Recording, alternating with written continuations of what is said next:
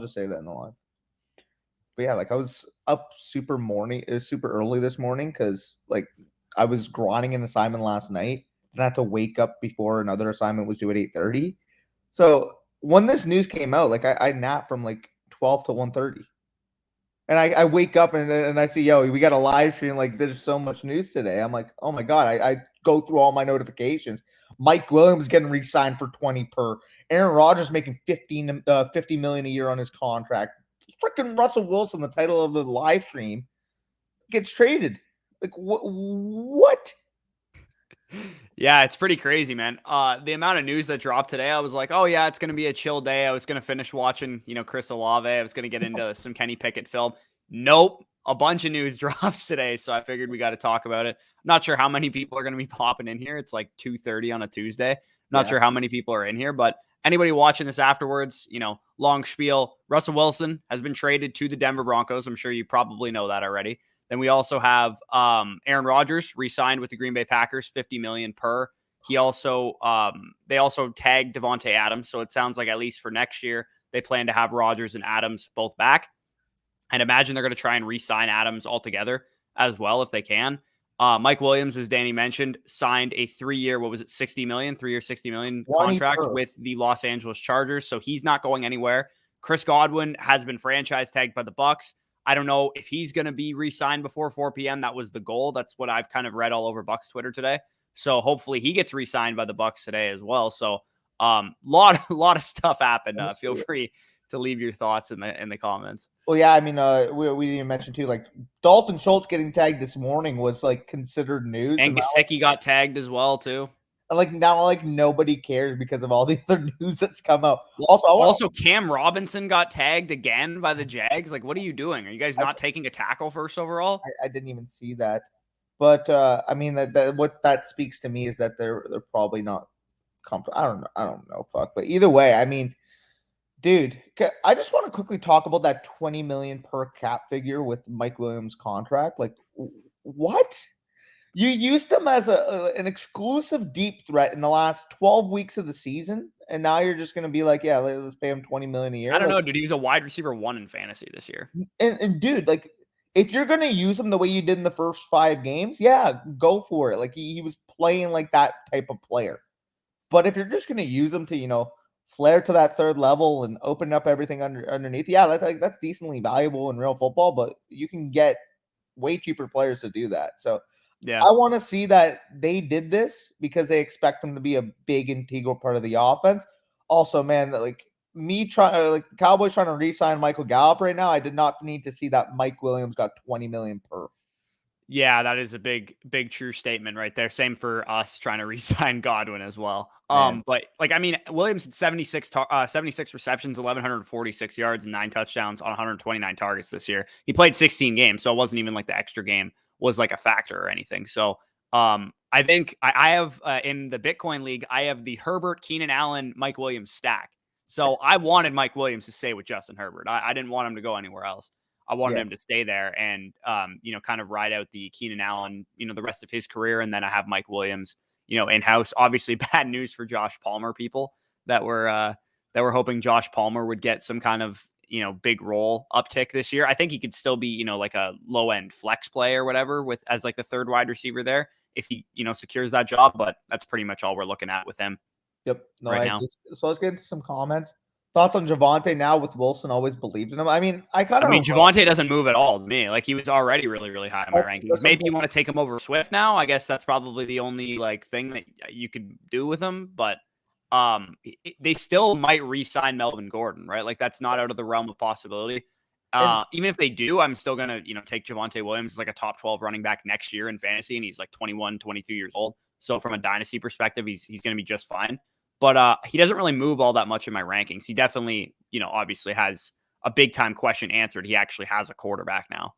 Yeah, and I kind of want to mention, too, like, I kind of, like, subconsciously already ranked him as if he was, going to deal with something better than Bridgewater and Drew Lock, regardless if that was, a trade for a guy, a rookie quarterback. So I don't affect it too much. But, again, if somebody's willing to pay more than he was worth yesterday for him, like, say, somebody goes out and offers you now that, they believe in the hype, they think he's gonna be like a top 5 running back for, like the next 4 years, whatever, and they're willing to give you like 2023 firsts and a player, like go hop on that right now. Because the thing I've been seeing on Twitter is people are like, hyping up like Alberto, hyping up Davante Williams, hyping up players on the team that just made a blockbuster move. And that is the worst leverage you That's could the sell possibly high have. window. People are like, go buy low on, Like, Alberto. It's like, what? the buy low period was when he was like virtually free yesterday, right? Like he was, what could you have gotten Alberto for yesterday? Like a mid to late third round pick, probably. Like that's like if I had Alberto on my roster and I was like a rebuilding team or a team looking to tear it down and somebody offered me like the 306, I would have sent them Alberto yesterday, like instantly. But yeah, like, He's going to exactly. cost you like probably a mid early second rounder now. Look, I mean, until we see the actual on-field target hierarchy, there's going to be eternal optimism for every single piece associated with that offense. Cortland Sutton, Jerry Jeudy, Alberto Cuibanam, Javonte Williams are all going to have inflated prices because of this Russ news. And generally speaking, unless you're not getting more value, which I'm sure you definitely are if you have any of those pieces, I'm looking to sell.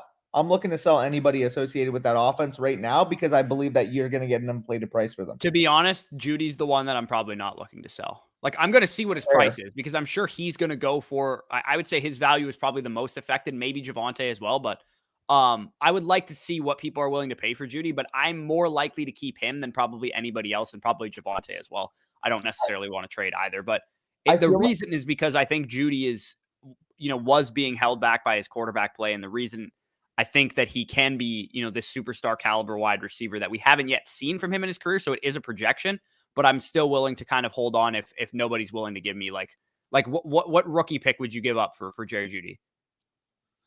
I mean, I was already kind of factoring again a quarterback upgrade. Yeah, Russ is a lot better. Okay, well, what was his price yesterday? A late first, probably. Late first.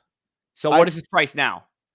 I still probably would hesitate at giving anything more than like a top 7 pick. Like he's probably like. I would rather have any of the top 3 receivers in this draft. That's what I mean. Like I would, still, but I would rather have Jerry Jeudy than anybody else at wide receiver in this draft class. But if you give me a chance at Spiller and Walker, like I mean, I think that's pretty fair conversation to have at this point. I think I would rather have those rookie running backs than Jerry Jeudy. So if you're talking about where did Jerry Judy's price go, I mean, maybe it went up a little bit. It was probably like the 110, 111 before. I'd venture a guess to say that, you could definitely at least get like the 108, 109 for him and probably like a top 6 overall pick if I had to guess. Like if somebody's willing to give you 104, 106, something like that, I'd be willing to sell Jerry Jeudy for that price. But we're not really going to know what Jerry Judy's kind of outlook is going forward because this is a whole new coaching staff too. So we don't really know how they're going to use everybody. Sutton is the one that I would absolutely be selling though. If I'm going to sell anybody, it would be Sutton, probably Alberto as well. Those would be the 2 that I would sell.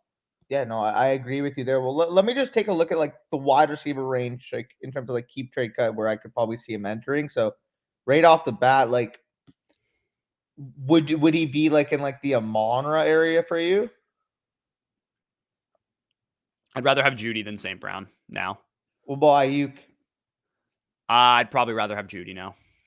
So like that's exactly the right tier though. Like I would still rather have Devontae Smith. I would still rather have Elijah Moore. I would still rather have, anybody above him like that. Marquise Brown? Yeah. Oof. That's really close. I'd probably take Hollywood just because he's done it already. Yeah. So I mean, like overall, like his actual keep trade cut like value for where he was going into that deal versus obviously again, it's going to adjust itself within the next couple of days once people react to it. I can see him working his way into that top 20, which if he works into the top 20 of the dino receiver kind of, value tier, I'm out then. But, if he's somehow still, like wide receiver, like 27, that's probably appropriate value for him. So overall, I mean, I think 1-for-1 trades could be the smart move for him. Like if you can get Elijah Moore straight up for Jerry Jeudy right now, like that's probably a smart move. Yeah, like honestly, or like you can get Hollywood plus right now too, and we just mentioned we would rather Hollywood than him. Yeah, I don't think that's like a convincing argument though. Like Hollywood versus Jeudy, I think. No, I know, really close. But once you add the plus, but yeah, like if you can get like he'll probably fit his way. I have Ayuk at wide receiver 18 right now. Devontae Smith at wide receiver 17. Like that's like the type of range that I'm looking at right now. If I can So get like anybody the above top him, so 20. Deontay Johnson, Elijah Moore, anybody, if you're looking for a veteran receiver, if you can go after like Diggs or somebody like that, would make sense as well. I doubt you're going to be able to get like DJ Moore for him, but if you can, I mean, maybe you go after something like that. That's kind of our thoughts on Judy. What's up, guys? What's up, Jay Heaves? Hope Javonte Williams gets bell cow status now. Honestly, even if he doesn't, I would wait. If you have Javonte Williams and you're looking to sell him, to be honest, like I might not sell him right away, because if he does end up actually getting bell cow status, like that is when his value is going to be at its highest point. Dude, like But he would, I'm just inclined to keep Javonte.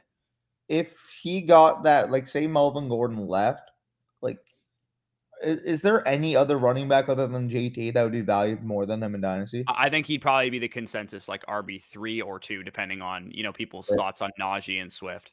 Yeah, so I mean, like you're talking that range. Obviously, you're probably at that point taking.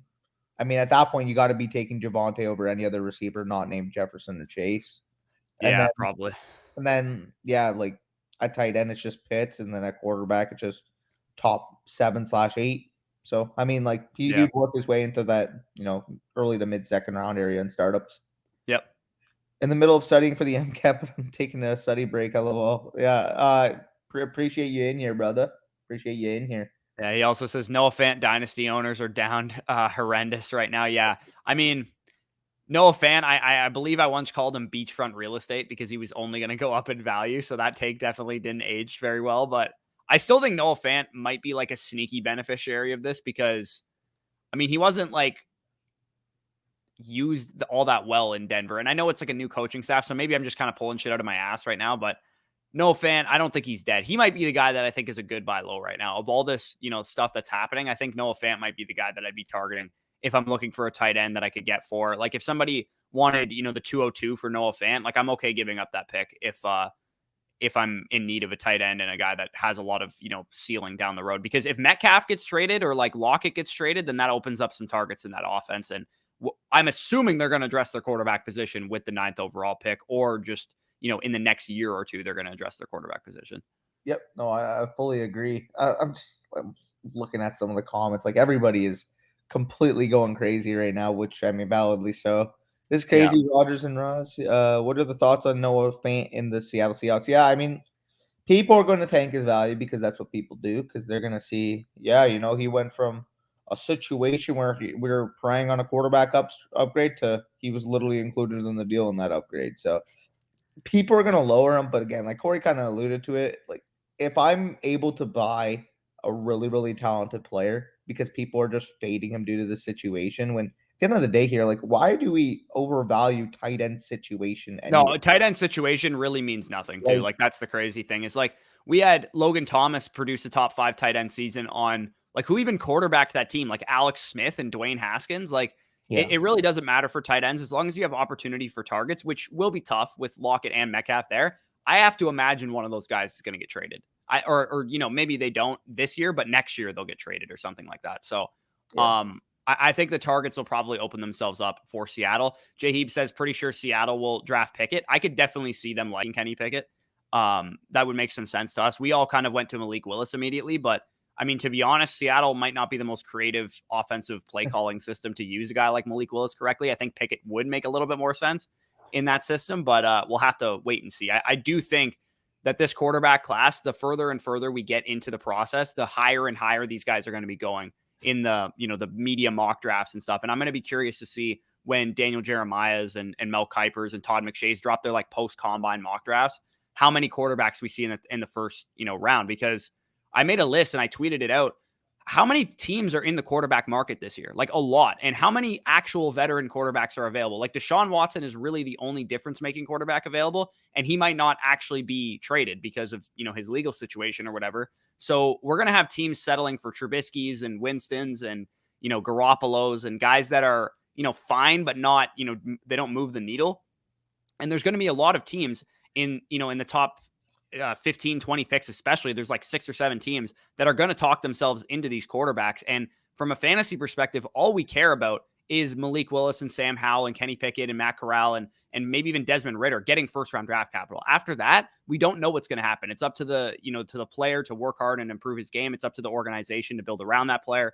And just first round draft pick quarterbacks, it's not a high hit rate. It's like 50%, maybe, if that. But there's going to be guys that come out of this quarterback class that are valuable for fantasy. And I have a feeling this move, now that Rodgers isn't going anywhere and Russ is off the market, is going to cause teams to be like, hey, if I'm Carolina, if I'm Washington, if I'm Pittsburgh, if I'm Tampa Bay, if I'm a number of these teams, Detroit, I know that my only option is to either take a quarterback this year and, talk myself into one of these guys, or to wait until next year, or wait until the next great quarterback becomes available.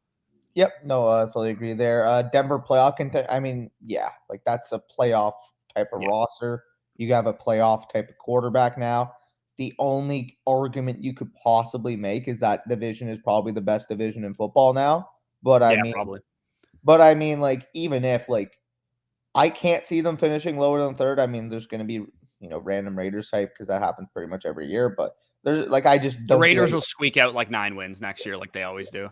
Yeah, so I mean, Raiders are a solid team, but they're nothing to write home about. I think honestly, you can make a case that 3 of the top 5 teams in the AFC are in that division now. I'm not ready to put the Chargers there yet. The Chargers haven't really shown enough to me to say that they're going to be like some superpower in the AFC. I still think the Bills, Bengals, Chiefs, Ravens are better teams than the Chargers are, like definitively. And then you could probably make the argument for a couple other teams being like, competitive with the Chargers, including the Broncos now.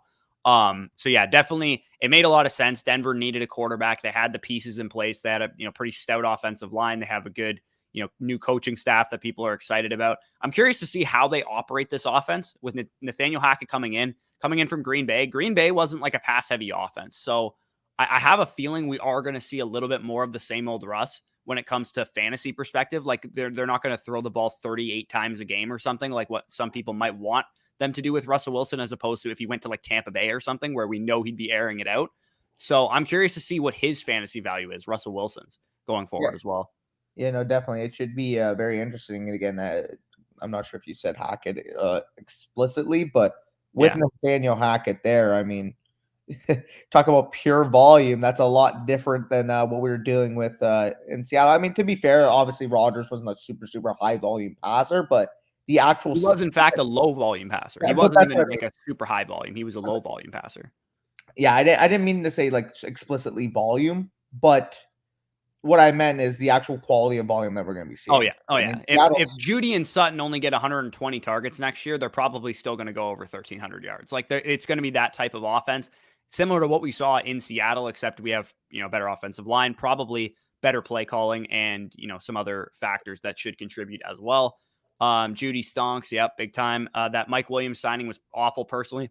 I mean, for Mike Williams' dynasty value, it's definitely good news because he's still attached to Justin Herbert, which is, I mean, where was he going to go that was better than just staying in Los Angeles, realistically? They haven't used him correctly to some degree, but I don't know. There's a lot of variables with other teams doing the same thing. And there's also a chance that he gets signed to like the Jaguars or something, and he goes to a team that, isn't good. And maybe, they're just, desperately trying to build around Trevor Lawrence and it doesn't work or whatever. At least I know he's with a superstar quarterback, and that's all I really care about. And a team that throws the ball more than anybody in the league, pretty much.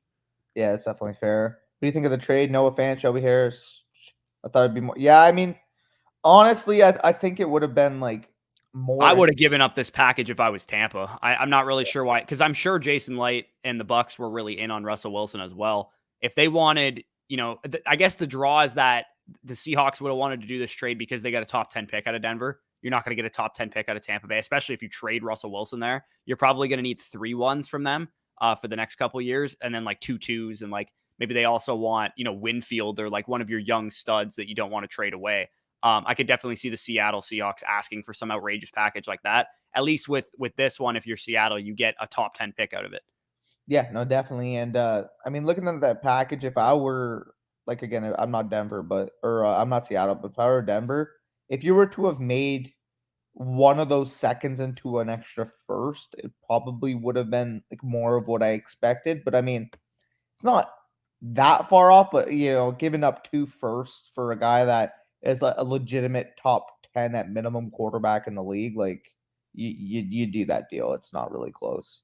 Yeah. Another guy we didn't really talk about that could have some kind of modest trade value if you can get a 2023 third for him or a 2023 second even if you can float KJ Hamler's name on the market as well, because he's coming back from an injury, I'm sure, some people liked KJ Hamler coming out of Penn State. He was just too small for me. That's why I didn't really like him, but he might have some trade value too, because, he's a young, talented receiver. Now we don't have Noah Fant there, so there might be some opening for targets as well. Yeah, I'm just gonna say right now, if anybody's gonna go out there and give you any two for KJ Hamler, you laugh that to the bank. Like even I'd take an early third this year for KJ Hamler. If somebody has like the 302 or the 303 or something, I would take that for KJ Hamler right now, because I might get like Justin Ross or somebody like to fall to 302, 303. I would take any third, to be honest. Like there's gonna be way more hype, and I mean this guy was barely even going for a fourth yesterday, so I mean, I'll take that profit. Judy owners asking for a 23 first for him. Is it worth it? At this point, I'd personally just want the first, because I know what I'm getting there for sure. I don't think that's if you want Judy that bad, I don't think that's a bad trade to make. Depending on where you're expecting your first to be, again, you don't want to say definitively it's going to be early, late, mid, whatever. Just assume it's kind of mid to late if you're a competing team. If it ends up being the 108 for Jerry Jeudy next year or something, I don't think that's a terrible trade. But if you're not competing, I probably wouldn't make it. If Jerry Judy's like your wide receiver 3 piece that you're missing, maybe to put your roster into like a really good competing position, I think that's a fair offer. Like the problem is if Jerry Jeudy's going to be like that difference maker for you, then I don't necessarily believe that you're probably a full contender at that point.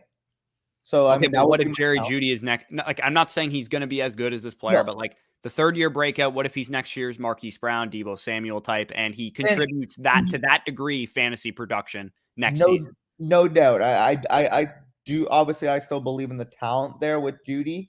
The problem is if you're acquiring him as your wide receiver 3 right now, then you probably don't have the adequate depth to be a top contender on your team regardless.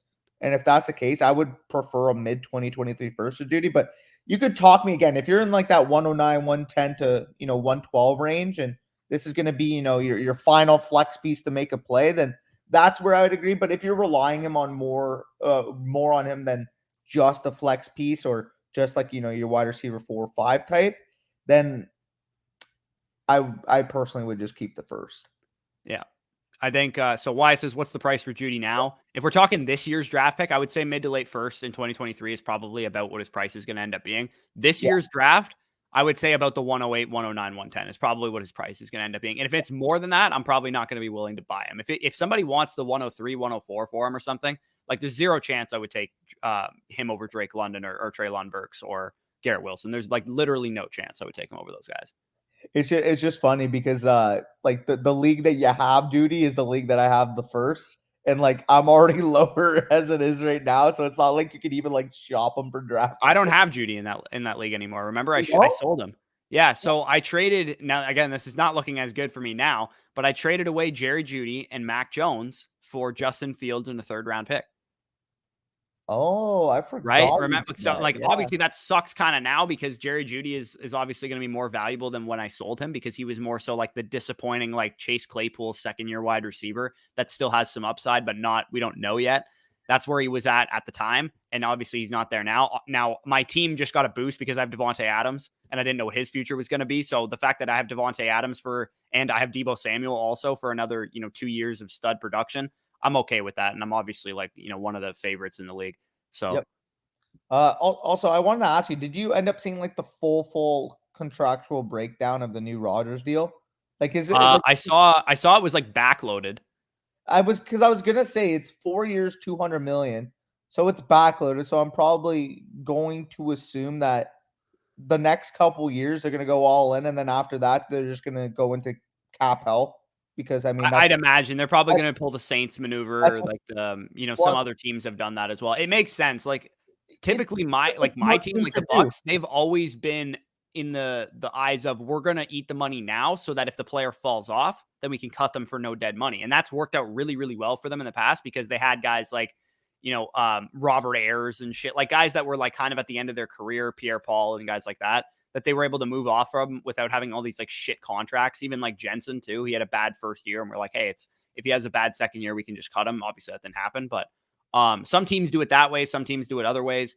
If you're in Green Bay's situation, like, who's your competition in the fucking NFC right now? Like, There's as 4 crazy as I like to rip on Dallas, like, they might be the second best team in the NFC outside of, like, I don't know, right? San Fran. Like, I don't really like in the Rams, obviously. Like, Well, there's I basically nobody said else. that.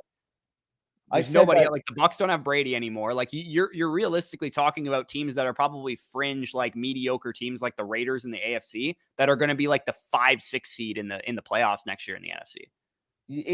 it's pretty insane how top heavy the NFC is right now. There's legitimately 4 teams that, like, as a Cowboys fan, like, I see being in that, top of the conference type of area, which obviously, again, you hit the nail on the head there. The Packers, the Cowboys, the Rams, and the Niners, I think are going to be the 4 best And then, teams. like, maybe you throw the Cardinals in there if they can figure their shit out. But, Well, like, they don't scale. Like, they and, don't like, scare maybe me. somebody comes out of the NFC South. Maybe the Bucks or the Saints figure their shit out. I don't know. But, like, Wait, I wanted to ask you, like, if you guys don't get, like, Sam Howell or a quarterback, like, who's winning that division? the Saints probably. I think the Saints would probably win the division if we have to start Kyle Trask. So gross. Yeah, if we have to start Kyle Trask or Blaine Gabbert or, like, honest to God, I would just rather have Jameis at this point than those guys. Like, I just give me Jameis or fucking Trubisky, like somebody that has some kind of ceiling.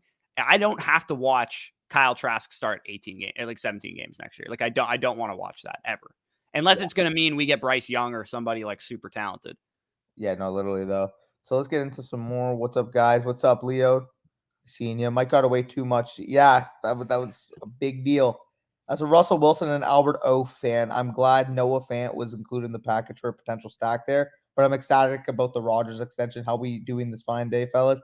Yeah, I mean, doing well, but obviously as NFC team supporters, a bit disappointing that Rodgers was able to come back because Well, I like, mean, he probably looked at the landscape the way that most people looked at it. It's like, do I want to go to a division with Herbert and Mahomes and a conference with Burrow and Lamar and Allen and all these guys, or do I want to stay in the NFC and have like I mean, it should be a guaranteed ticket to the NFC Championship if they don't fucking pull up Green Bay Packers in the playoffs, because they should be able to just waltz their way, and it should be like Packers Rams or Packers Cowboys or Rams Cowboys, like, or something like that in the NFC Championship. But some of these teams like to choke, and maybe we'll see like the fucking Niners and Cardinals in the NFC Championship next year. I have no idea.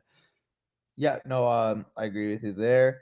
Let's go. Drew Lock to Seattle. Yeah, I have no interest in Drew Lock. If somebody's willing to give me anything of value for Drew Lock, like, just sell him. Like, I don't think anybody will, but just that'd be where I'm at with him. If you can get a 3 for him right now, because someone might have a slight optimism that he's gonna get a starting job, then If somebody gave me the 312 right now for Drew Lock, I would literally take it. literally Alberto season. Yeah, I mean it could be. I do want to see the higher. I guess Alberto is really going to be the guy that gets all the hype out of this. Yep. Because of the fan. I didn't even think, like, as soon as they were like, oh yeah, Fant's going there, I'm like, oh, Fant's no longer there. That's good. I didn't even connect the dots that Alberto would be like a feasible, like, part of their offense. Yeah, Hackett. I mean, interesting to see what Hackett does. I'm just curious to see, like, how often they're passing and how often they're running, because coming from LaFleur's system, they had, a 2-back system. They didn't really, need to throw the ball a whole lot. They have a, pretty good defense as well. So I'd be interesting to see what their kind of like pass to run split type of offense is in Denver next year. For sure. Also, you see Jerry Jeudy on Twitter. Yeah, his like emojis and shit. So when Rodgers re-signed the deal, he just like put a sad face, and then like as soon as they traded for Russ, he's like, "Oh, we lit. Let's go." Yeah.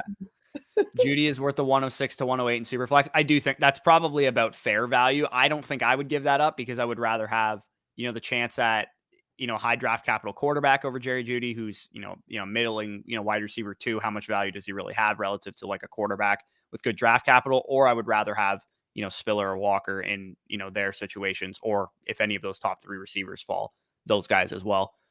Cook looked good at the combine with a quality landing spot. He could be a top 5 running back. Yeah, I think I was a little surprised with how much James Cook got hyped up by the broadcast. Like, they were just like really on James Cook, and maybe it's just because he's Dalvin Cook's brother. I have no idea, but he did get a lot of buzz from like the broadcast, and he has pretty decent size for a pass catching running back. He's not going to be, much more than that at the next level. So if he goes in the early 3rd round or something of the NFL draft to a team that needs a pass catching running back, like if the Bucks were to like re-sign or sign a guy that's like a banger type in free agency, like if they just kept Rojo, or they like went and signed Gordon or something like that, and they drafted James Cook in like the early 3rd round, I don't think that would be a terrible landing spot for him.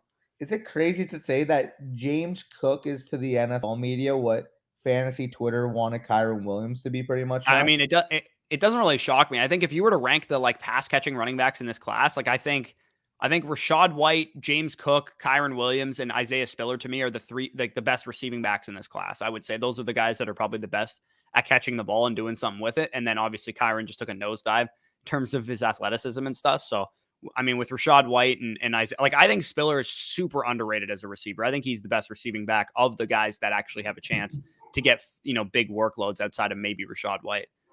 Yep, definitely agree there. DK probably dropped 5 to 10 wide receiver spots for me in redraft. I probably wouldn't go 10, but I mean, if you're looking at him as, a fringe wide receiver 1-2 type, I think that's probably appropriate now. But yeah, like this definitely completely limits his ceiling because unless he gets, another stud quarterback or the quarterback they draft has a phenomenal rookie year. I mean, realistically here, you're losing fucking Russell Wilson. It's going to have an impact. Yeah, I think he's also another guy that I'd be willing to buy low from this trade as well, because there's a chance he himself gets traded for one, and two, we know he's just a super good player, and he was able to produce to some degree with Geno Smith. Is he going to have Geno Smith next year? Probably not. Like he's going to either have a rookie quarterback or a veteran stopgap for a year, and then they're going to address the position later. Whatever the case is, I think people are going to overreact to the situation. And we see this all the time, right? With super talented wide receivers, the situation doesn't need to be good because situations change, they fluctuate. And when you have a great situation like what Chase has and like what, some of these other high-end wide receivers have, then they become super valuable. But that situation only propels you up the like high-end wide receiver rankings once you're inside that top 10 to 12 in terms of a talent at the wide receiver position being that young like Metcalf is. Dude, DK is probably going to get traded, eh? You think? He's got 1 year left. His next contract's going to be probably in the, $22 to $24 million range. Like given Mike Williams signed 20. And Seattle just sold their quarterback and is rebuilding. Yeah, no, it wouldn't shock me if they like the Patriots or like somebody like that wanted to call about DK. Like I think DK with Mac Jones would make a lot of sense. That's like a good fit because Mac Jones. I mean, he might not have a cannon for an arm, but he's a good deep passer. He knows like ball placement and all that kind of stuff. So I think that would make a lot of sense. If I was a team in need of a wide receiver, if I was Cleveland, if I was New England, whatever, I would. If I was Atlanta, I'd be calling about Metcalf for sure. I'm curious. Metcalf on 1 year left. What do you think he would fetch on the open market? I think you get a first for him at least. Late first? Yeah, I think you get I think if New England wanted him, they'd have to give up 21 and then probably like a third or a fourth on top of it. I was thinking too, like, you know what? It's another good landing spot if they chose to do that, and it would be a really good step in the right way to giving their franchise guy another like. Oh, the Jets. I was saying the Jaguars. Yeah, the Jags. What pick are they going to give up though? 33 plus. Yeah, you'd have to give up probably 33 in your third, I would imagine. Yeah. They're probably going to want a first rounder. Yeah, so I mean the 33 this year's pretty much a first rounder, so I mean like you're not too far off there. And I mean if you're the Jags, you got to give every single resource possible to make sure that Trevor Lawrence succeeds. Getting him a number one wide receiver that is 6'4" and runs a 4.35 would be a good step in the right direction. What are your thoughts on Tennessee reuniting the Ole Miss wide receivers? Oh God, could you imagine, man? Or New York reuniting the Ole Miss wide receivers. Yeah, literally though. It should be that would be really cool if Tennessee gave like if I'm Tennessee, I'm giving up my first rounder instantly for Metcalf if I can do it. Yeah, no, instantly. By Alberto, I mean I have the exact opposite reaction because I'm seeing because you buy Alberto in anticipation that something's going to happen. And again, when you buy players like Alberto who are buried in the depth chart, you're betting on the ability at that point. And then when you're betting on ability, all you have to pay is like mid to late third round picks, maybe. And then at that point, you don't know what's going to happen in the NFL. Players move, free agency happens. And then, a year down the line, 2 years down the line, they have an opportunity to start for their team. That's when you cash in on that bet and, reap the benefits. But when, blockbuster move happens that everybody knows just happened, this is not the time to buy Alberto. Yeah, no, exactly. It would be like if we were on the stock market and Tesla announced that they were like the first car company to create fully autonomous self-driving cars. Like, do you think people are going to buy Tesla stock after that? Like, absolutely. Like, everybody's going to want Tesla stock after that happens. He's not obviously Tesla stock because he's like a low-end player, but you know what I mean? Like, you don't want to buy players after huge market announcements that everybody knows about. Yeah, no, exactly. You want to cut on the edges there. Jerry G and Alberto. I mean, the common theme here is I'm way more in on Judy than I am on Alberto. Like, I think I'm a lot more DK, MK, not elite calf. I mean, he's still elite if you ask me. So hey, brother, Kevin Bacon, how's the movie scene? yeah. Is KJ Hamler a buy low? Again, he's more of like a sell. Like, again, any ancillary piece, Tim Patrick, KJ Hamler, like if people are willing to give me draft capital for these guys, I'm definitely going to be moving off of them for sure. I think I actually have Tim Patrick on a couple teams. I might have to see what he's worth to some people. When I said Tim Patrick was a good stash in Dynasty, and people told me that I was insane. And they're like, why are you talking about Tim Patrick? There's a guy who commented on that video, and he's like, why are we talking about Tim Patrick right now? Who the fuck cares? And I was like, dude, if they get a quarterback upgrade, Tim Patrick will actually be relevant for fantasy. Lock about to be the No, come on. Stop, Kevin. Yeah. I can't see that. Watson will be the next move. I'm starting to like lose faith that Watson's availability is real right now, because I do think like this legal situation is a complete fucking mess right now, because I know my team has done their due diligence on Watson, and every report that I've heard is that Watson, like, no team will trade for Watson the way his legal situation is in the current state right now. But what's changed since before? Well, they were supposed to have like depositions in like February or something, and nothing ever happened that I heard from. So I don't know. Like, I think at some point, I think there's just going to be a hammer drop. Like, one day we're just going to be like all forgetting about Deshaun Watson. His legal situation's fucked, writing him off. And then like in the middle of June, we're just going to get a day where it's like completely, the NFL is, suspended Deshaun Watson for 8 games, but he's now free to pursue like trade requests and stuff, and he'll be traded within a week. Like, I feel like that's what's going to end up happening. I don't know when, or I don't know how, but that's, I think, is what's going to happen. Which, the most fucked up part about the NFL is, I bet you right now, from a suspension standpoint, it's not going to be more than what Calvin Ridley got for gambling. And I mean, we're talking about Deshaun Watson with a literal sexual assault case. Yeah, I mean, like, that'll be an interesting. If he gets suspended like 10 games or something, Twitter's gonna burn to the ground. Dude, it's so funny. Someone brought this up on my Twitter feed yesterday, but someone's like, the NFL, when it comes to gambling and weed, is the most strict company ever. But literally anything else, they don't give a fuck. Roger Goodell literally watched a video of Ray Rice fucking smacking his Kareem Hunt kicking a chick, and all these like things. Yeah. Like, the only guys that are getting full year suspensions are like Michael Vick level offenders. Like, that's crazy that Calvin Ridley's getting similar type of like treatment that way. He literally watched a video of Ray Rice smacking her on the elevator and then said, 2 games is a good suspension length. Is that all he got? Initially, yes. Oh God. I thought he got 8. No, initially it was 2, and then like he received a bunch of backlash, so they like changed the actual like suspension. But like, how do you watch that video and be like, yeah, no, that's 2 games worthy? Yeah, no kidding. Jesus. Rodgers not moving makes Wentz more valuable in a trade. Dude, I don't really know what Wentz's mark. Like, there's so many teams desperate for quarterbacks that it wouldn't shock me if somebody gave you something for Wentz. But I don't know. You guys, you Colts fans might just be screwed with Wentz for another year. I don't know.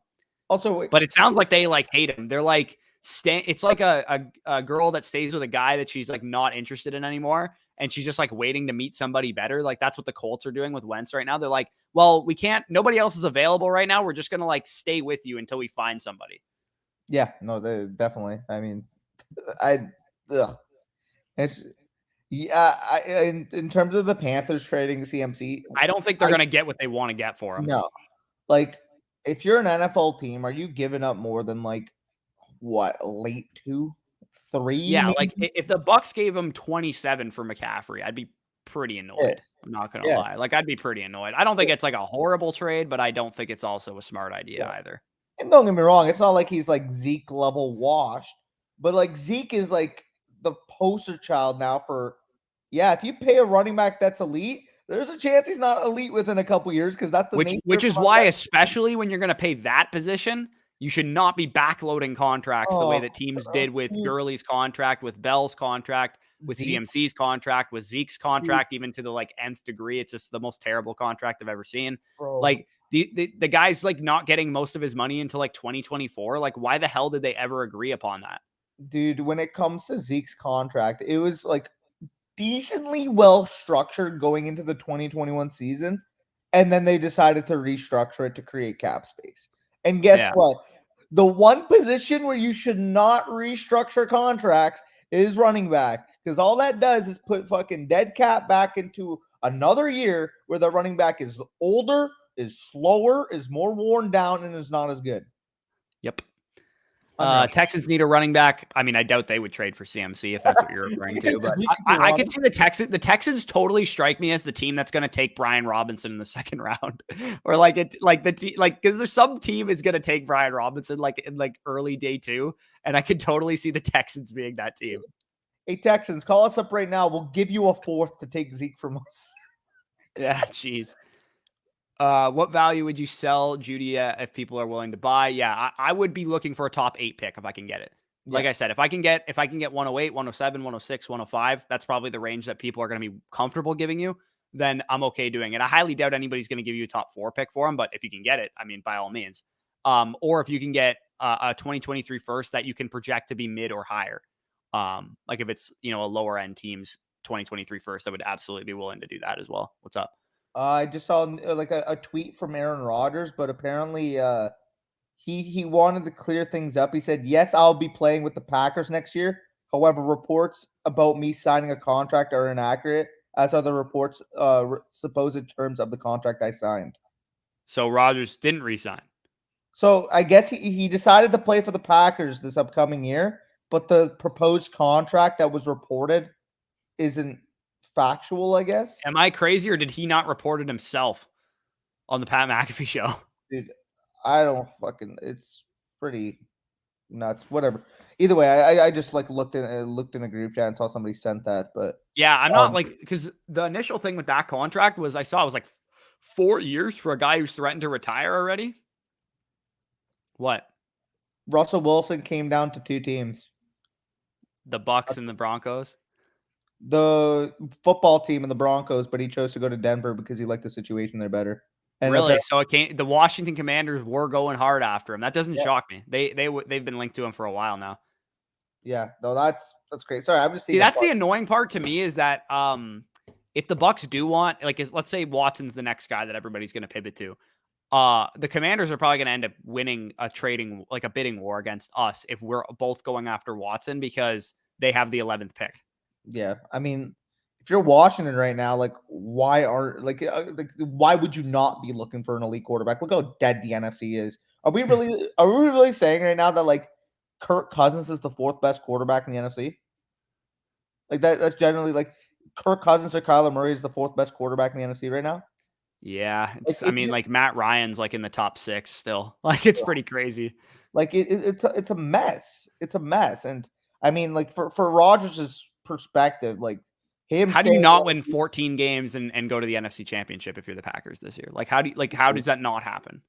Easily, yeah. No, I'm excited to see the NFC this year because I mean, like obviously, it's gonna be fun. Hopefully your team can do something.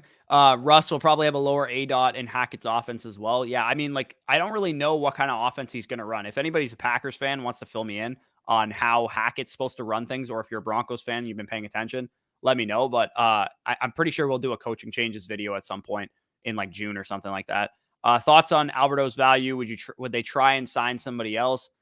I'm not sure they're going to sign anybody else of note. Maybe they'll sign, like a depth tight end, like a Jesse James type or something like that. But I think Alberto's probably going to be a guy that a lot of people just overvalue personally. I think he's going to be a guy for me that fits into the like hopeful Cole Kmet, Irv Smith type of range in terms of where I actually value him. But I highly doubt people are going to value those types of players the same way. I think they're going to all take Alberto comfortably over Cole Kmet and Irv Smith and those type of guys. Easily, dude. I'm telling you right now, like come like 2 weeks from now, like on Keep Trade Cut, Alberto is probably gonna be like a fringe like top 6 tight end. That to me, that's just crazy. Like you're gonna really take him over like Dawson Knox and Dallas Goedert and stuff. Like to me, that's just insane.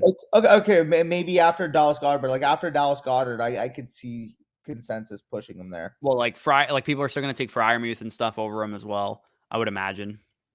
Maybe. I don't know. Tampa would also have to pay an increased price because they're an Yeah. NFC team. I wonder if Seattle rides with Locke and takes a QB with the top pick next year. Yeah, that wouldn't shock me if the Seahawks just really just airmailed this year and just tanked it out. I mean, imagine if they didn't trade for a box safety and they'd have the 9th and the 10th pick this year. Oh man, what a joke. I'm taking an L for trading Judy 210, 207 and 210 for. Okay, wait, hold on. Oh, okay. So you traded 2 second-round picks, late second-round picks, and Judy for ETN. I don't think that's bad. I don't think you got screwed in that trade. I think you probably could have gotten ETN straight up for Judy if you did that trade today. But yeah, it's not the worst thing in the world, I would say. Yeah, I mean, you lose a couple depth pieces, like fucking Reese. Anyways, not too bad. Reese goes, "What's up?" Because I'll sell him back to you because I traded him too. I traded him for Justin Fields. Seahawks needs to trade for a decent quarterback, Cousins, Watson, or something. I highly doubt they're going to do that. There's no reason for them to do that. I don't think they think they're going to be competitive this year. It makes more sense to either draft a quarterback this season or to, play like a crappy like Trubisky, Bridgewater this year or something like that, or to and then focus on 2023's quarterback class or something like that. If that's what they want to do, that's probably what they should do. If they trade for like Derek Carr or something, they're just fucking trolling. Like, I don't know what the hell they'd be doing with that. What a mess. I'm so high on AT. Yeah, no, covered exactly what we said. He was my RB3 before this trade. So, I mean, hey, he's your new daddy now, boy. Yeah, he was literally my RB3 in Dynasty before this trade. Same. Thoughts on trading Ridley for Tony? I mean, I don't think that's a bad move. If you want to get, if you want the immediate production, Tony's still young. I don't think that's a bad move at all. Yeah, no, I agree. I mean, like that's a fair move. Like if you're trying to push in now, again, I'm more of an advocate of trading for Calvin Ridley. I'm sure Bush probably saw a bunch of my tweets yesterday, but yeah, I mean, if you need immediate production, that's probably like the lowest I'd be willing to sell Ridley for. Yeah. It's just a lot of people probably aren't going to be willing to pay more than that because of the ambiguity of the situation. But to me, again, if you're not competing right now and you plan to move in for 2023, 2024 for anybody, like Calvin Ridley's the perfect buy right now. Like, honestly, I don't think he is. I think he's not the perfect buy right now because we just now know that people are going to be trying to buy him. I would rather wait like almost a full year to buy him because then he's going to be, because think about Michael Thomas, right? Michael Thomas didn't play at all this year and his value went down simply by the fact that he just isn't on the field. If you try and trade for Calvin Ridley mid-season, I bet you'll get him for less than you'd get him for right now because everybody's telling you to buy Calvin Ridley.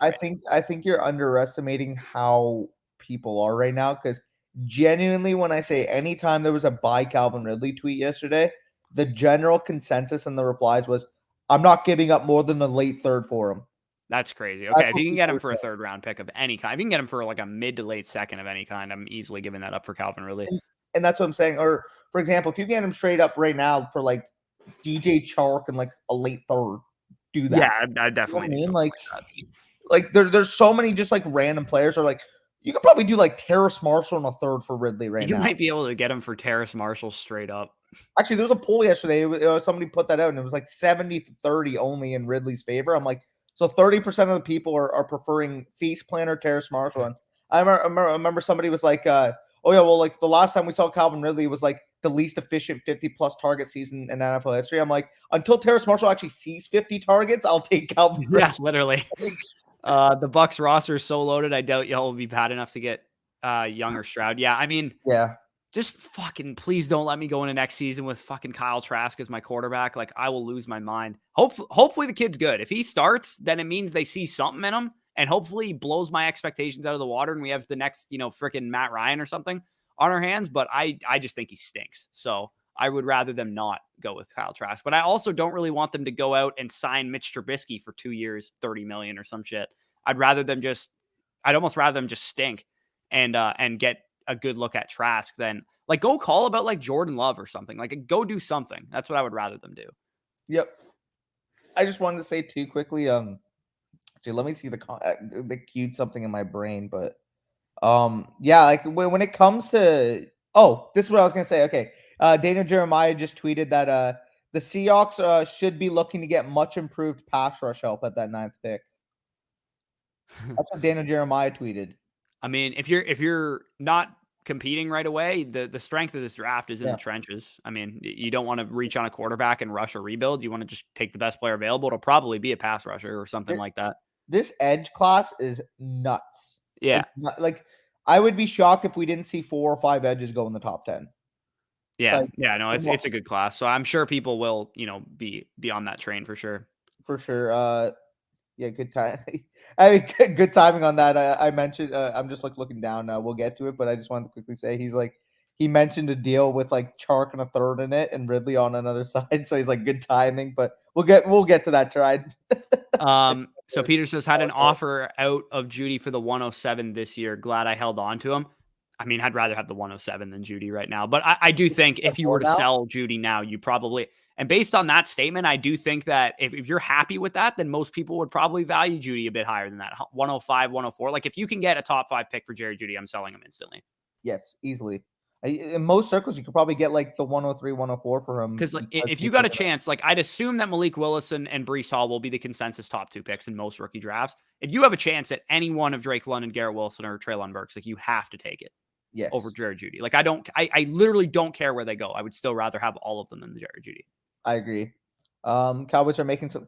Yeah, I mean some of the decisions in terms of the cap space allocation has been kind of sickening, but I can still see like what they're intending to do, and at least I know people are going to say, "Oh, 11 million for Schultz this year, like that's a lot of money. You could have just kept like Amari." But basically the plan here, I kind of talked about it, but you get Schultz for a year, you keep your offense intact for the most part. Obviously, you're gonna plan to sign Gallup and Wilson to be your wide receiver 2 and 3, maybe add another guy in the draft.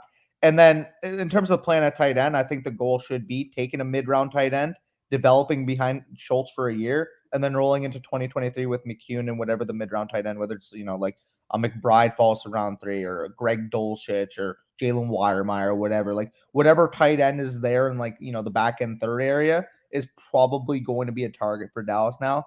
Maybe if they have a comp pick, that would probably be where it'd be allocated. But either way, at least taking Schultz this year and giving him the franchise gives you more flexibility, not only in terms of having a tight end, but also when it comes to your negotiations with Gallup and Wilson. Sure. I don't know. I'll let you speak. That's a lot. Sorry, I just have to go off. Seattle isn't going Pickett. They're going after Willis if the Panthers don't take him, forcing the Steelers to go much higher than they want. Dude, I'm starting to think, like I already kind of talked about, that Willis and Pickett are going in the top 10. Both of them. Yeah, they are probably, yeah. And like that's going to force other teams behind them to, trade up or, settle for Howell and Corral and stuff and see what happens there. I think I would love to see just like a bunch of these quarterbacks go in the top 10 or in the top like 15 of the draft just to make things interesting. What's up? Packers just tagged Davante Adams, by the way. Yeah, that was official earlier today, I believe. Yeah. By DK in the current window where it looks like his QB is Drew Lock. Yeah, absolutely. That's pretty much where I'm at with DK as well. How far does Lockett fall based on this? I think Lockett could be a cap casualty or a trade target for most teams because unlike DK, at least DK's young. Like if the Seahawks wanted to keep DK, that would make a little bit more sense to me. I think Lockett for sure is the one that, like, if I'm Green Bay right now, like that's like the perfect complement to Davante Adams, right? I was just about to say, there's a case where neither wide receivers on the Seahawks roster going into 2023. Genuinely. Like if you're Tyler Lockett, you're 30 years old, you just traded Russell Wilson. Like, why would you want to stay in Seattle? So again, like Green Bay, you mentioned, is a good spot. Any team that can use, another like wide receiver 2 type, Buffalo or something, would be good. Trade for him. What's Tyler Lockett's current contract? I'm actually curious. I'm not sure. While you pull that up, I'll just answer the next question here. Alejandro says, wouldn't you say DK has the potential to be a target hog? Russ didn't care who he was throwing to. I could see Locke relying 100% on DK. I think that's a little narrative-y. I think I'd probably just I don't envision a world where Drew Lock is day one starter for Seattle anyway. So I'm kind of just assuming that Locke will be the backup there to whoever comes in, whether it's another veteran quarterback, whether it's a rookie quarterback, whatever the case is. I don't think Drew Lock is throwing to DK Metcalf for very much, time next year. Who the heck is keeping the books and negotiating these contracts for the Seahawks? Is it bad? Lockett's contract? So it's a 4-year, $69 million year that he signed last year at 29. 4-year, $69 million deal that he signed last year at 29. and it's backloaded. Nice. And his first out is after 2024. Okay, so it makes more sense. So he's locked up till 2023, and then once the cap hit gets bad in 2024, that's when like the dead money, quote unquote, Right. after that would increase. So right, but if you're Buffalo, are you sending your third rounder for Tyler Lockett right now and absorbing the contract? Like probably, right? yeah, I mean, like you get him for 2 useful years at 2022, 2023 at an average cap hit of about $14 million. So I mean, like that's definitely a very plausible case. A team, trading for him the next 2 years, then cutting bait after his out in 2024. Yep. Brock says DK has to be worth as much, if not more, That's than fair. Amari was in 2018. Yeah, I would imagine he's definitely worth at least a first rounder. Alberto was insane at Mizzou with Locke. I mean, he wasn't insane. He was really good either his freshman or his sophomore year. I can't remember what season it was, but after that, he kind of just like tailed off, and then he ran like a 4.49 at the combine. Everybody freaked out again. Everyone was like, "Oh my god, this Alberto guy is disgusting." And I mean, he had like a pretty mediocre junior season. I remember that. I'd love to have DK as a Pats fan. Don't get me excited if like that. Imagine if we threw Harry to Seattle in for that package. That'd be some big time justice for you guys for sure. Trade Judy and a 2022 second for Metcalf. Yeah, if you can pull that off, I'm definitely doing that. Yes, in a heartbeat. Sutton to the moon. Sutton is going right to the trade block for me. How about Aaron Jones value now? I think Aaron Jones is a good guy to sell high. If people are really going to buy into the fact that Rodgers is back and Aaron Jones is going to be, a top 5 running back for the next couple of years or whatever, I'd probably be looking to sell Aaron Jones. But if you're a contending, team that had Aaron Jones on it, then you got just, a gift from the heavens that you're going to be able to use him for the next couple of years. Well, I'll give you guys a scenario. You guys can comment down below your thoughts. But you mentioned Aaron Jones. I actually traded him following the news. So this is a team that I'm retooling. And in a 2x tight end premium, so it's a full PPR for tight ends, half PPR for every other position. I traded Aaron Jones in the 306 for Calvin Ridley and Hunter Henry. And from my perspective, again, I'm retooling anyways, getting Calvin Ridley at his value floor. And realistically, when I'm trying to compete, Aaron Jones is going to be 28, 29 anyways. So it just made sense. Aaron Jones is already almost 28, 29. He's like 27. Yeah. That's why I said that. Yeah. Yeah, like I'm probably going to try to compete for 2023 or 2024. Right. Michael says, y'all's rookie dynasty draft video was spot on. Good video. I think London goes before Burks come draft time. Yeah, I agree. I think Danny even said that, even though he took Burks over London, that London would be earlier in the actual NFL draft. And if you guys haven't checked it out, as soon as you're done this live stream, go watch the Dynasty Rookie Superflex mock draft 1.0 that we did earlier today. Because we've been slacking real hard on the Dynasty rookie draft. So if you guys haven't watched it, kind of took the thunder away, obviously, having a live stream later today because there was a lot of news, but go check that out if you haven't already watched it. And I quickly want to say too, we don't have access to like DraftKings or anything, FanDuel, like when it comes to like that sports books, right? No, we can't use those. I just wanted to make sure. I didn't think we did. Underdog might have some like NFL draft stuff coming out. I'm not really sure. Be interesting if they had like over unders for like where somebody would get picked. That'd be so sick. If they don't, I might mention it to Hayden and those guys. Yeah, definitely that'd be a good idea. But the reason why I was asking that is because basically I saw a tweet, but Treylon Burks odds to be the first wide receiver off the board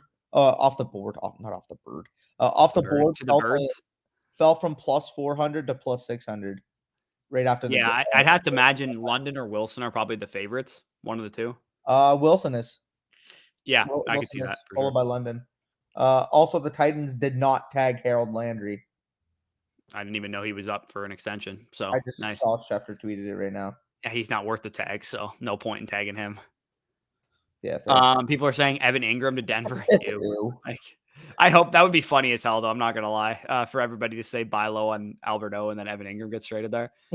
Miss y'all, fellas. Miss you too, Evan. Can't wait to get fantasy rolling again. Hope you and yours are doing great. Yeah, no worries, Evan. Be sure to tune into some other fantasy stuff. I'm pretty sure Evan's a redraft player, so I'm not sure if he's in the dynasty scene. But if you're not in the dynasty scene and you're just catching up with us right now for the first time since like the season ended, go check out some dynasty content and join yourself a dynasty league. You can join our Discord and join a dynasty league with other like-minded people as well. Like, if you're not in a dynasty league, go get in a dynasty league. Honestly, like we have a community over here at the Fantasy Stock Exchange that literally you putting in chat, want to form a new dynasty league, like you're gonna have 11 enthusiastic people replying to you like right away. Yeah. Genuinely. Yeah, you're right with the Colts. Just don't like Wentz. I think a trade up to late first for a QB is very possible now. If Sam Howell went to the Colts, I would really like that as a Sam Howell, truther. Now, I guess Sam Howell's my Zach Wilson this year. So now on Alberto, wait for the hype to build. I'm selling now. I think way too much could go wrong between now and free agency, the NFL draft, before Alberto is like replaced by somebody. If like they just like draft Trey McBride in the second round or something like that. Well, I guess they don't have their second round pick, but you mentioned wait for the hype to build, but all the hype I'm literally seeing right now is Alberto. Like if that's the case, and again, you can pull what would you say, like an early second could probably be the going rate for Alberto right now. Yeah, I'm pulling the trigger. Yeah, for sure. I can get like 201, 202, 203 for him right now. Like I'm pulling the trigger. For sure. What are we doing with Eckler and Dynasty? I mean, if I'm competing, I'm using them. If I'm not competing, I'm probably selling them. It's pretty much how it works with running backs. If you're a rebuilding team and you have like aging running backs on your team, like Eckler, Mixon, Chubb, Cook, Zeke, anybody, Kamara, McCaffrey, and Barkley, even like any guy like that on a rebuilding team is out of place and should be sold. That's the way I look at it, because within 1 year, you can really snap your fingers and the running back position can be completely different. The entire landscape in 2 years' time went from the top guys being McCaffrey and Kamara and Cook and all these guys, Henry and stuff. And now the top guys are Javonte and Taylor and Swift and all these guys. And I'm sure 2 years from now, the top guys might be Breece Hall and Spiller and Bijan and all these dudes that are coming out in the next couple of years. Well, I mean, look at the running back position, 4 years ago? Pick up the top 5 running backs from 4 years ago and compare it to how many are actually the top running backs in the NFL right now. Like, I'd compare it to how many are even in the top 20 of dynasty leagues still right now. It's crazy. Like maybe Zeke. Like Zeke's Cook? Like the only fringe one. Like, Cook. Yeah, like that would probably would have been there 4 years ago. Yeah, that's wild. And we're literally talking about those guys in their second years, by the way. He's an interesting name. Marcus Mariota is somebody that I think might get a starting job somewhere, and I think he'll make a good like trade target if you guys need a QB3 for like a competing team. Let's say in my Bitcoin league, I have Justin Herbert and Matthew Stafford as my top 2 quarterbacks, but I don't really have a quarterback 3 as it currently stands. So if I wanted to trade, a third-round pick for Marcus Mariota, who's like the starting quarterback of the Washington Commanders or something like that, I think he'd make a good, veteran trade target for people who are looking for some QB depth in Superflex. You have Trubisky in that league too, right? I do have Trubisky in that league, but I'm just saying, like, if I didn't have a quarterback 3 going into the year, I think Mariota should. I mean, he's been decent when he's gotten opportunities in Vegas, so there's a chance that he could get an opportunity somewhere. I wouldn't be opposed to having him as the Bucs quarterback. I almost had him as my quarterback in 2015. So no, the reason why I mentioned that is because I feel like Trubisky and Mariota are kind of like in that same boat this year, where like they didn't have success in their first spot, but at least they showed like some type of promise. I'll tell you this, as a Bucs fan, I would be much more happy with Marcus Mariota as my quarterback than Kyle Trask. Yeah, definitely. I mean, dude, Mariota, Mariota's not great, but Mariota on the Bucs, like, could probably fight for a late playoff spot at that point. Not even just like from an NFL perspective. I think he'd be like the top 15 fantasy quarterback too if he was on on the Bucs. Currently in trade talk, yeah. I mean, look at the timing there. So, I mean, Bateman for Amon-Ra St. Brown is probably relatively fair. I would rather have Amon-Ra than Bateman still, I think. But that's something like if you want to like cancel them out, like they're pretty close in value. Chark and a third for Ridley. We literally just said like that would be the type of deal we'd be looking to do. So yeah, give me the Amon-Ra and Ridley side there. It's not really too close for us. Right. Might have Judy and two smash accept. Yeah. If you get the 101 for that's a great move right there. Yeah, do that yesterday. You also own the 102. Yeah. If you're in that position, you can, just count your blessings, take Malik Willis and Breece Hall, or you take, one of the receivers, or you shop one of those 2 picks. Like if you own the top 2 picks in the draft. And the interesting thing to me is now we're getting the rookie fever. Everybody was talking about this class stinks. Nobody's going to want to buy these rookie picks. And now everybody wants them. No, literally. It's a tale as old as time. Like this class could be as dog shit as we've ever seen in NFL history. Like 9 of the top 12 rookie picks could bust outright, like be out of the league in like 3 years, and people will still want to buy rookie picks. It's just how it works. Yep. Packers just tagged Adams. Yep. I think I said the smash accept Peter. Yep. Yeah, you got that. Godwin. That's what I'm thinking as well. Waiting on confirmation. Dude, yeah, if he wants to do that, you do that deal yesterday. Even if you have to throw in like fucking like third round pick sweetener or whatever you have to do, fucking get it done. Like I'd be willing to do Judy and like what, the 107 for the 101. What would you be willing to do? What? Like, because he said Judy and the 202 for the 101. What would you actually think would be like a fair offer for 101 at this point? I'd say probably I'd like say Judy like and Judy in like the 108, 109 probably. I just said 107, so I mean we're kind of like on the same path there. But either way, like if you can get it done for the 202, and you have to throw in an extra mid to late 2 or a Or 3 just throw as in a a face sweetener, planner, like throw in yeah, Terrace Marshall or something like that. go get it done. Yeah, Yeah. I think a lot of contracts signed last year were backloaded because the cap went down. That actually does make a lot of sense. I Why? know that's why the Bucks did it. Yeah, that actually that is very true. Um, the fun part though is if you front load the contracts, you leave yourself room to restructure. Right. Obviously, again, barring a pandemic where the league cap goes down. The reason why people say the cap is a myth is because the cap's going up so much every year to the point that And there's so many ways around it too that people have been exploiting. Like I know for Tampa, we went every time we needed cap space, we went to Mike Evans, Ali Marpet, and whatever other like big name players that we know we're not guys, cutting. We're not getting rid of anybody like this because they're like going to be in our ring of honor someday for our team. We'd go to Mike Evans and we're going to go, hey, here's $10 million of next year's salary as a signing bonus. Your cap hit just went down, $7.5 million or something. Like it's legit, like possible if you know how to maneuver the cap like that. it's pretty interesting. Joe, yeah, he hit it on the money here. We'll only continue to decrease. This is his last year as a Packer. I don't know if that's necessarily true, but would it shock me? Absolutely not. And not to mention, is this his last relevant year as a Packer? I mean, this can be a 28-year-old running back that is splitting a backfield with AJ Dillon. Like, he's just not somebody I want to touch, period. But if somebody, sees the Rodgers news, knows, Aaron Jones, one of the more talented running backs in the NFL, and is willing to give whoever here has Aaron Jones like a decently relevant offer, like I'm selling him in a heartbeat. Yeah. I'd be aiming if I can help it for like a 107 to 110 pick for Aaron Jones because then you could just replace him with Walker or Spiller if you need a running back. If you can get that right now for Aaron Jones, I'm doing that like easily. Like I'd probably take up to like the 202, 203. Honestly. See, that's where I'm like, because then you're looking more at a wide receiver type or something like that. But I don't think for a rebuilding team, I think if I can't get a first this year, I'd be looking for future first, either 2023 or 2024. Yeah. You're more likely to get 2024 because I feel like there's a lot of people. But if you could get a 2024 first straight up for Aaron Jones, if you're a team that has Aaron Jones and is looking to rebuild, I think that's a good move to make. Yeah, no, I fully agree. Where do you think Amari is going? Man, it's gonna be very interesting. Also, I quickly want to say, so he's gonna get the Raiders. so the Cowboys obviously are gonna have 6 million dead cap, if they were to let him go, he's probably gonna end up re-signing on this market right now. If Mike Williams is getting $20 million, like I could see Amari getting like 23, 24, given his status in the league.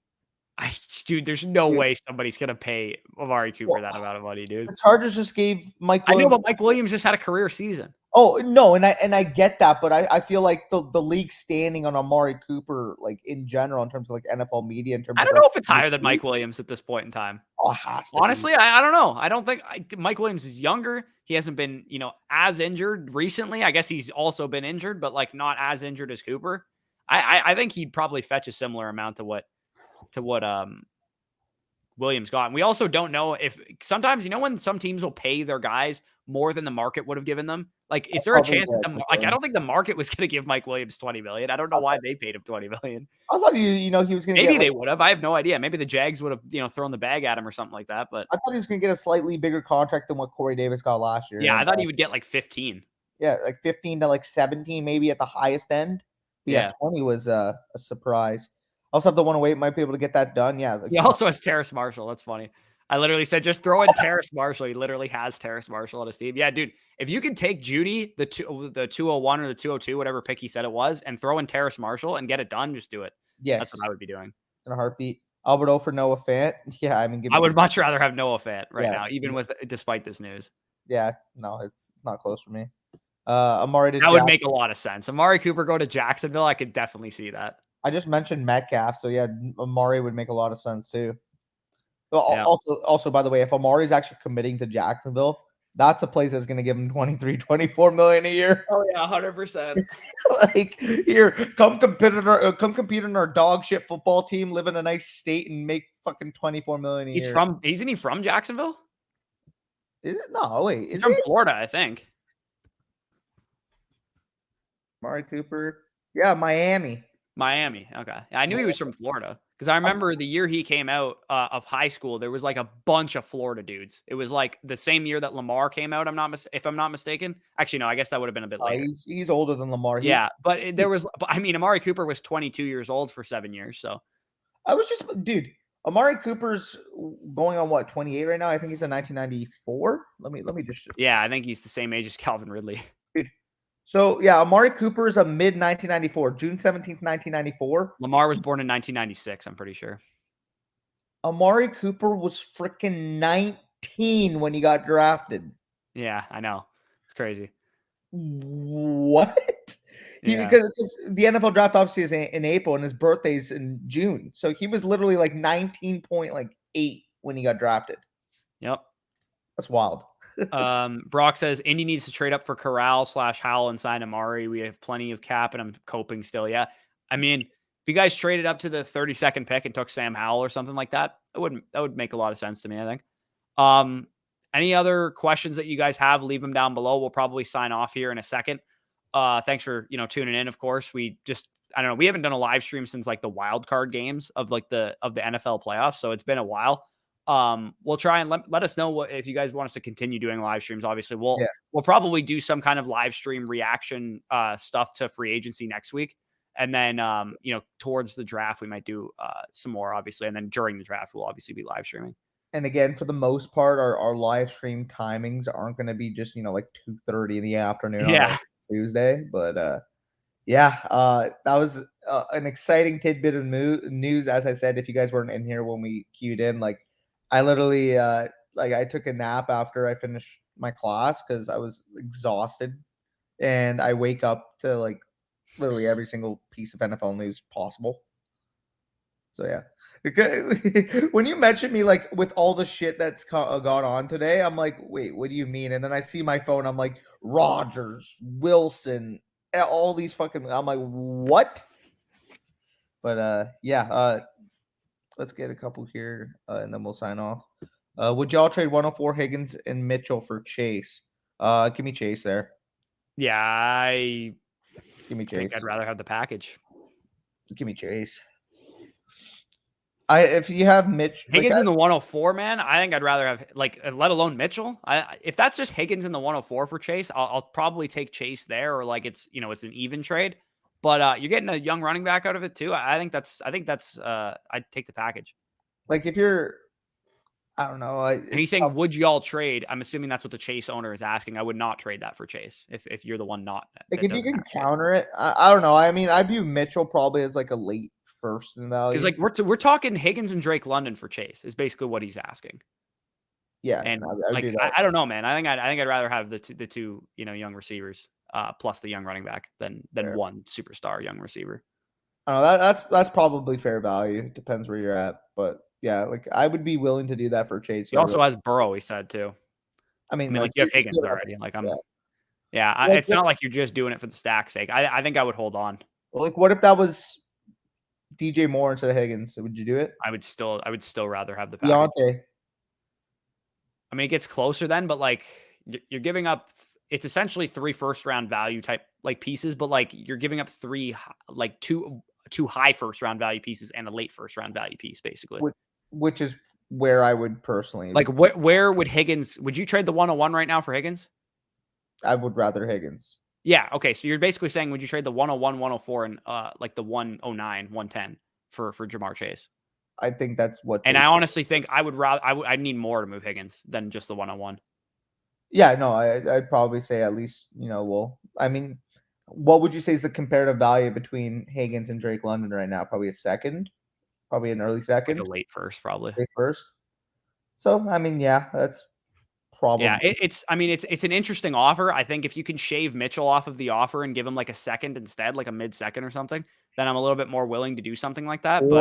Or if you I'm could, really high on this wide receiver, like these top 3 wide receivers. So I'm less likely to give up the 104. Or if you can change that 104 to like the 108 and still get this deal done, I'm okay doing that. I would rather try to see what other player you can put than Higgins. Yeah. If Personally, you can like, do that too, but I don't know if he's going to want to trade you the Higgins, Chase, Burrow stack going forward. yeah, I mean that's true too. Live stream is great. Keep them coming. Appreciate that, Nate. Fant went to Seattle. Yes. You just waking up here, spicy hot. Nah, he trying to get Elijah Moore off me earlier. Not I a fan traded of DJ that. Moore, Robbie Anderson, Fant for Deontay Mooney, Gesicki. How did I do? Okay, so I would say Deontay and DJ Moore is more or less a canceled out. Like they're basically the same value in my eyes. What do you think? Yeah, I would prefer DJ Moore, but I mean, even if you want to do, Like Mooney is far more valuable than Robbie Anderson, and Gesicki honestly is probably more valuable than Fant at this point. yeah, I mean that's a fair deal. I think you probably won that trade because I mean the difference between Deontay and DJ Moore is it's minuscule, and I think that the biggest mismatch in this trade is Mooney being like a top 25 to 30 dynasty wide receiver versus Robbie Anderson being like maybe a wide receiver 7 for your roster. Like, That's fair. Yeah, if you need extra depth, I don't mind doing that. yeah. Burrow on the 1-1 as well. I have no clue. I think he might actually get traded. It would make a lot of sense if you're a team like Atlanta with Matt Ryan and you go and send, a late second round pick or something for Jordan Love. He's Or if you're, gonna go for if way you're more the than that. Bucks, I liked Jordan Love coming out of Utah State. I was okay if they wanted to draft him at the back of the first round or like the early second round with that pick. Obviously, I'm happy that we took Wirfs and Winfield instead. But Jordan Love, he's a guy that's interesting. I would much rather see him start for my team than whatchamacallit, Kyle Trask. If you guys couldn't tell, I just hate Kyle Trask. Yeah. We got a super chat here from Justin. Appreciate that. He said Davis Mills on a 2024 first for Zach Wilson, Superflex 10 team. Yeah, give me Wilson there. Yeah, I mean, that's probably a relatively close deal for most people, but obviously we're a lot higher on Wilson. So go. Yeah, I don't think I think that's a pretty fair deal for both sides. I just think there's so much downside risk to Davis Mills to the point that he might be just worth nothing next year. Like not even next year, like midway through the season. It's likely that's the case. Yeah, Man. it's very likely that's the case.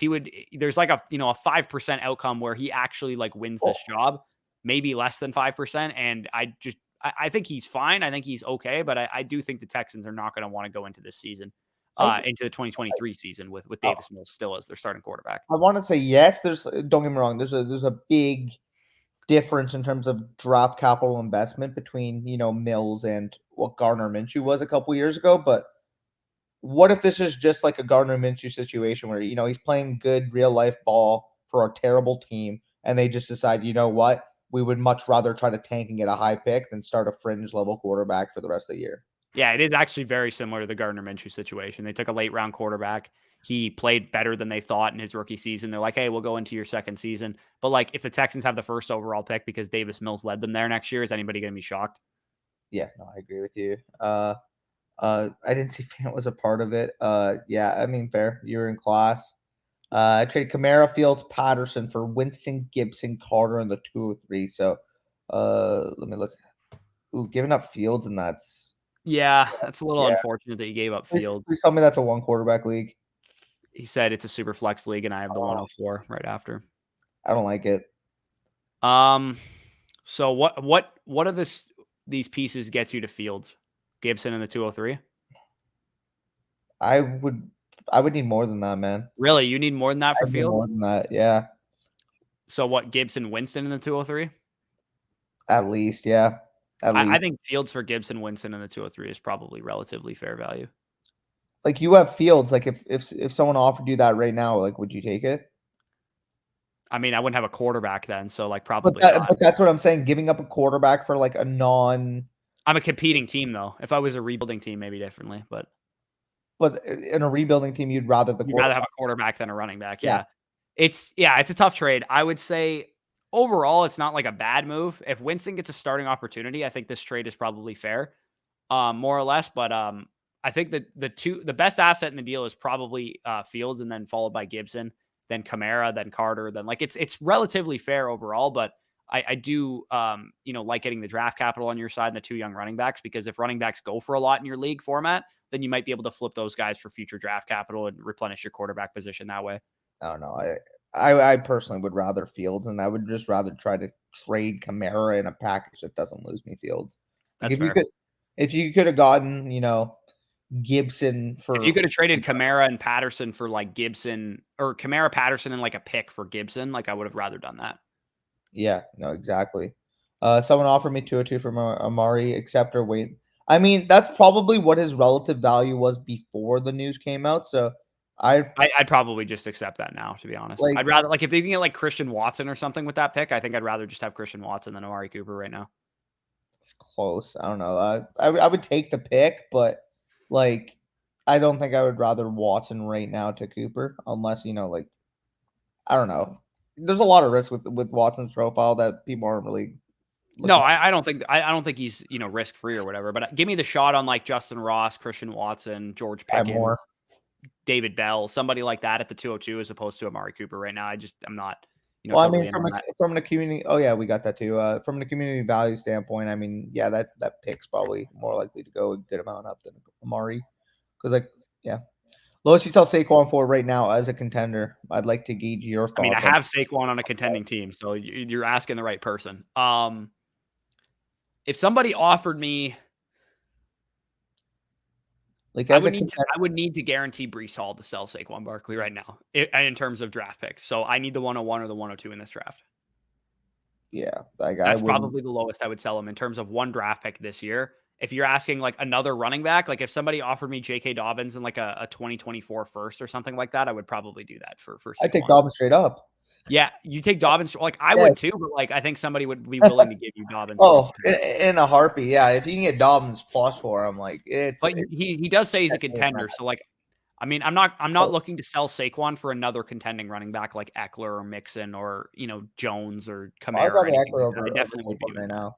I think with Saquon Barkley, unfortunately for us Saquon Barkley dynasty owners, we're probably just fucked and we have to hold him and see what happens. I mean, I would take Eckler over him straight up. Like if you're, I don't think anybody's going to give you Eckler or Mixon for him. I know you.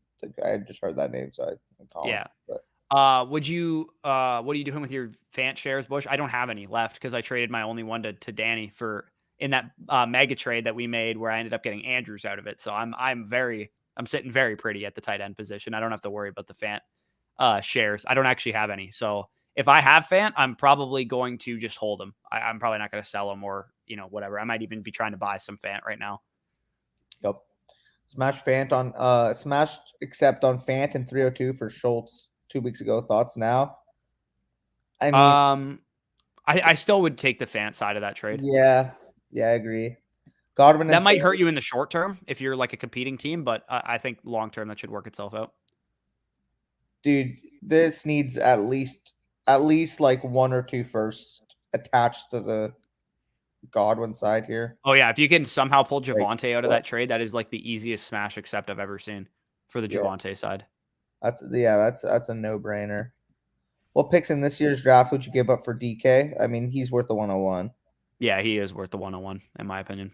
Agree. I mean, people might be pessimistic. You could probably get him for like the 103. I would take DK comfortably over any of the receivers in this draft. Yeah. So 103. If you can get him for the 103, 104, 105, I'm absolutely doing that. A heartbeat. I agree. I had Jones, Cousins, and also I remember we were like, yeah, let's wrap this up. And now. Yeah. Okay. So we're gonna read the questions on the screen, and then we're gonna wrap this up.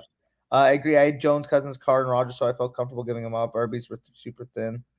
That's fair. True. Okay. So in the Fields trade. Okay.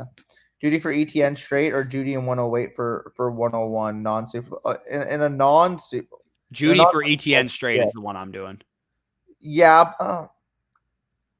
Would you rather? I think the Judy for 108, Judy 108 for the 101 in a non-super flex. So that's Breece. Like that's who that is. That's what I was gonna say. Like, would you rather right now ETN in the 108 or Breece?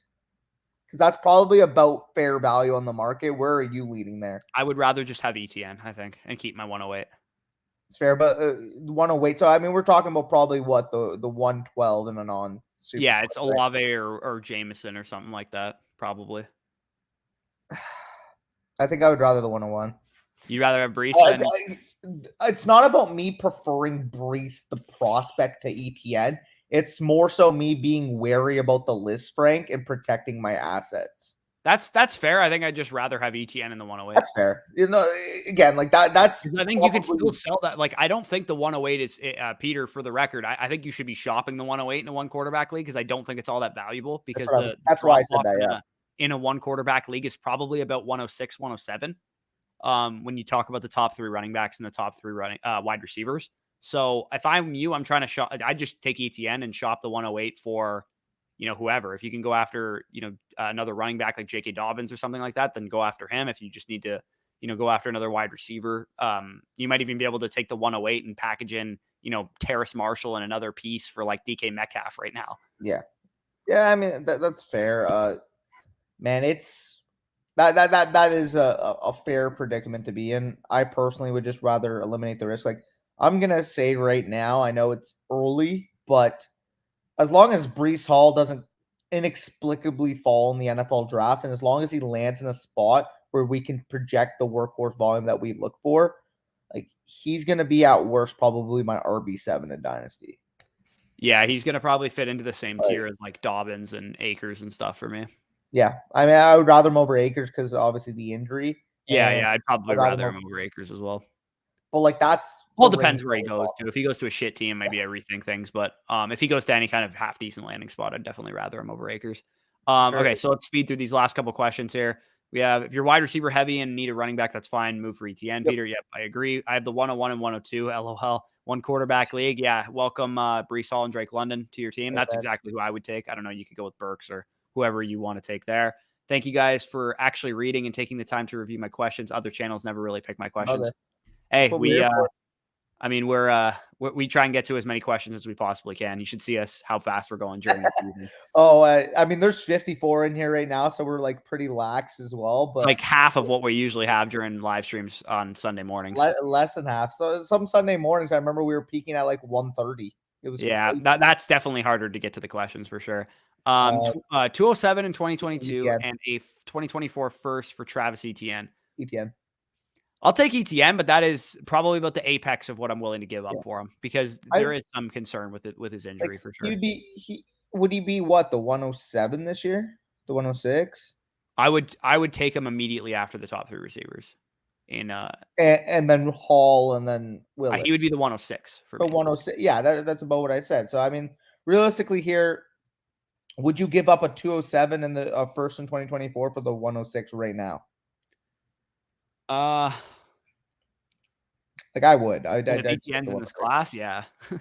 But like, okay, let's say, because like that's Spiller or Walker or a quarterback if he's not in this class. That's fair. Well, let's just say it's Sam Howell. Like, let's say Sam Howell gets drafted first round. Well, I would rather have Sam Howell than that package then. But yeah, like that's fair. I'm trying to rebuild. What's DK's value looking like? I mean, it's probably going to depend league to league, but I would say overall, what DK should be going for is the 101 plus. So if you can get him for anything other than the 101 plus, then I would be pouncing on that. Yep. Okay, last one, 104 or Waller in PPR. If you're competing and you need a tight end, give me Waller. If you're trying to rebuild, obviously give me the pick. I'm late to the stream. Did y'all talk about Judy, Sutton, and Patrick's value now? Who do you like best? Obviously, Judy is the one to me that I like the most. Sutton is a guy that I'm probably looking to sell. Tim Patrick might be a half decent guy if you have on your roster to just hold on to. Could show out to you as like a wide receiver 6-7 flex play for you in season. So that's kind of what I thought about that. You could always just scroll back to the beginning of the video when we talked about that stuff as well. This is the last question we're going to answer here. I just flipped Ridley and the 207 for the 112 and a 2023. And a third. I don't know where I read 2023. I now have 4 picks in the top 15 this year, rebuilding team. Ridley in the 207 for the 112. I mean, I think that's a little bit too much. I just don't think the 112 is that valuable of a pick because I don't see a huge difference between like the 109 and the 205 this year. Like it's kind of like a pretty big tier. If that was like the 107, 108, that probably would have been a better trade, but yeah, I probably would just rather Ridley, but hey, I mean, I know like from a management standpoint, like some people just don't like taking on the risk. So I mean, if you're like that, I don't blame you. But for me personally, I'm trying to get as To much. me, I don't see a huge possible. difference between the 207 and the 112. Like legitimately, like the 207 might be Sky Moore, the 112 might be Christian Watson. Like I don't see a huge difference between that. That's fair. Yeah. Um, Oh yeah, he made the chart trade earlier. So yeah, I mean, you're chilling anyways. For sure. Okay, so we're gonna head out of here, guys. Thanks for joining us. Again, if you haven't already checked it out, it dropped earlier today. Superflex Dynasty Rookie Mock Draft 1.0. We'll have a one quarterback one coming in the next, coming days, like week or so. We're also gonna do a rookie startup, or I don't know, rookie startup, a Dynasty startup mock draft with our Discord members later in the week. So make sure you're in the Discord to join in on something like that. If you guys want access to our rankings that we made reference to throughout this, patreon.com. Link is in the description for that. Peace out, guys. Talk to you soon.